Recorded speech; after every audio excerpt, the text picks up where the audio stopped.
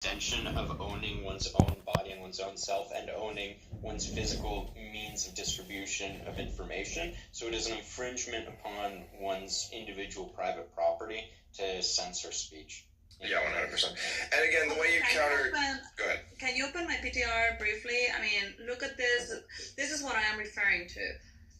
There is something called the Ku Klux Klan Act in 1871 from the US, which talks about when speech interferes with civil rights, right? When you are preventing someone from their rights of, I don't know, movement or whatever, like, for example, if you're threatening someone and they know they're being attacked with speech because they're Jews or they're being threatened, they are not going to be able to go to the synagogue or go out or celebrate Hanukkah. So you are interfering with the civil rights of other people. And this is what I mean by threat. And people. Yeah, this is not law of the land. What is this? This is a bad law from 1847 or whatever, and what is this? 1871, and this is constitutionally illegal. So being here doesn't mean your rights are being deprived, unless they're like blockading private property and being like, okay, we're all gonna go out and and even that wouldn't necessarily fall into it, but they're not actively suppressing things. Creating a climate of fear or something by posting stuff online is not illegal. That's not depriving people of their rights. You see right there where it says suspend, it gives the president the power to suspend habeas corpus. That is constitutionally illegal.